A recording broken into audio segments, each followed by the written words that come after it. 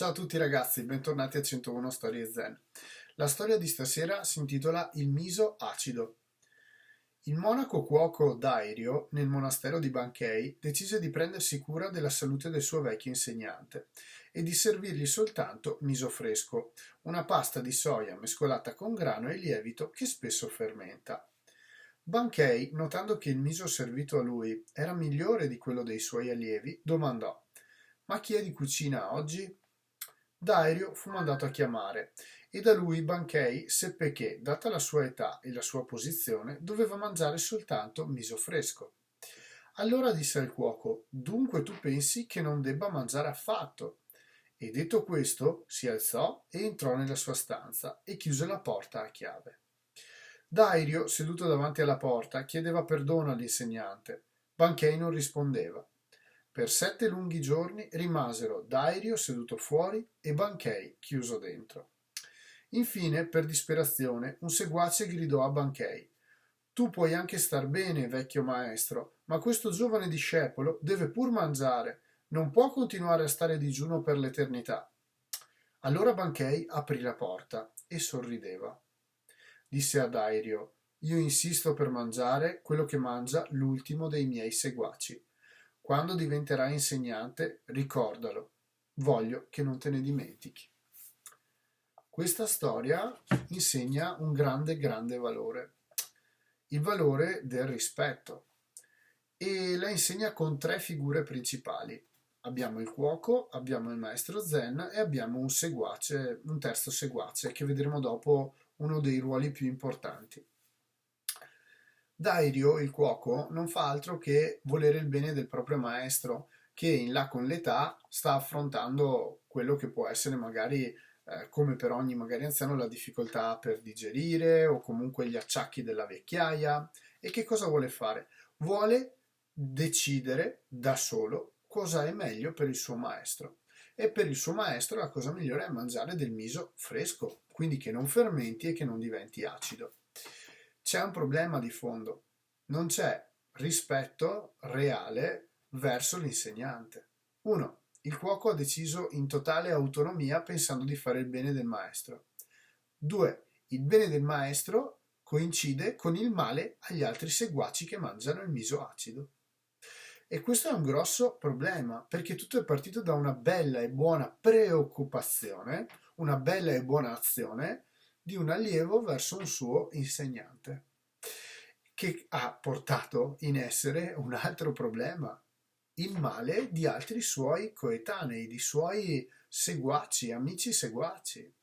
È particolare, no? Quando dicevamo che non esiste un bene e un male, non esiste una scala di bene e meno bene, è difficile, no? E questa storia ce lo spiega bene. Bankei, il maestro, dal canto suo affronta la cosa molto molto saggiamente. Sul problema principale, prendere del tempo e delle distanze. Questo non perché sia importante risolvere i problemi a caldo, quanto perché per capire come sistemare e aggiustare i problemi globali di tutti i seguaci ha bisogno di tempo per meditare e per capire qual è la mossa migliore da fare. Spesso si cercano, in un certo senso a livello orientale, 2 motivi per prendere distanze in spazio e tempo. Uno, proteggersi, quindi evitare un conflitto, oppure 2, meditare e far meditare. Questo è molto importante, perché meditare ti aiuta a vedere le cose da prospettive differenti sullo stesso problema. Far meditare chi ha creato il problema, chi ha creato l'errore, fa riflettere la persona su come comportarsi per le prossime volte ed è di estrema utilità. Se non si fa questo processo, ma si esegue semplicemente sempre quello che uno gli dice di fare, non va bene altrettanto, perché di errori ne faremo sempre. La cosa capace ed utile da fare, che ti può risolvere il futuro, è questa: è riuscire a meditare per te stesso sulle azioni compiute e su quale poteva essere un bene un po' più alto, o comunque un bene che nuocesse a meno persone possibili, se è possibile. Ecco, C'è un terzo personaggio, secondo me estremamente utile, che è l'altro seguace che fa in un qualche modo riconciliare Bankei con il cuoco. Tutto parte da un'altra preoccupazione, che il cuoco non sta mangiando e che è lì da 7 giorni ad aspettare che Bankei esca e lo perdoni.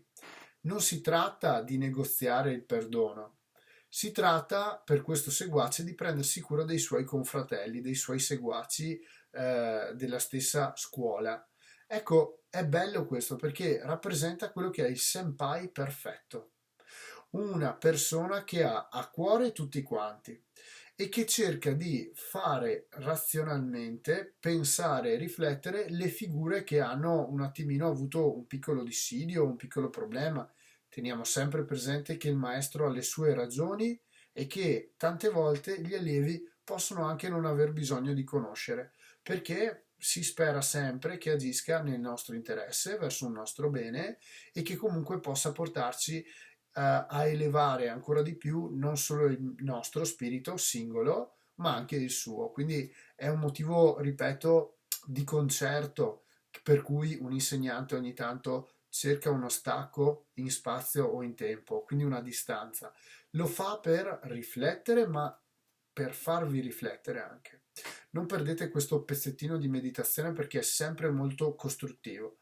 Detto questo, attenzione, ripeto, a questo personaggio che potrebbe sembrare totalmente così di riflesso e invece è un senpai perfetto, uno che cerca di aggiustare il problema cercando di far riconciliare e dialogare le persone. C'è un'ultima analisi da fare, sempre sul maestro, e qui ritorno per chiudere. Bankei fa una cosa speciale. Esce dalla porta sorridendo, quindi ha trovato una soluzione e la soluzione è quella di ripristinare gli equilibri che erano venuti a mancare. Se lui doveva sempre avere miso fresco, qualcuno aveva sempre miso acido. Ecco, lui decide di uscire e di, in particolar modo, dare quello che è la sua volontà, cioè che probabilmente fin dall'inizio lui avrebbe sempre preferito avere del miso uguale a quello degli altri, se non il peggiore, purché gli altri stessero bene. E questo è quello che di solito fa quasi sempre un maestro, cerca il bene collettivo superiore rispetto ad un bene singolo, magari il suo. Questo è molto lodevole, però è una cosa che viene scelta, deliberata, non qualcosa che il cuoco poteva decidere senza neanche interpellarlo. Nonostante sia una buona azione, è comunque qualcosa da, se possibile, evitare. E non sto dicendo che le piccole gentilezze o i consigli non si possono dare o fare, anzi, va benissimo. Però non andiamo a decidere, ad esempio, di cosa deve mangiare un maestro o di non entrare in quelle che sono le sue scelte di vita o di persona. Quello secondo me è un pacchetto che va capito e fa riferimento al rispetto. Il rispetto perché decidere per qualcun altro non lo è. Ultima cosa, le parole che Bankei dice al cuoco. Io insisto per mangiare quello che mangia l'ultimo dei miei seguaci e con questo aveva risolto e ripristinato l'equilibrio in tutto il gruppo di seguaci. Quando diventerai insegnante, voglio che non te ne dimentichi. Vuol dire che lui vede già il potenziale di questa persona che si prende cura del suo maestro, ma che altrettanto deve ricordarsi di mantenere l'attenzione sul gruppo, non di concentrarsi su uno, ma sul tanti. Fare questo gli potrebbe dare probabilmente la possibilità di essere un maestro migliore. Detto questo, io ho finito, ci vediamo alla prossima.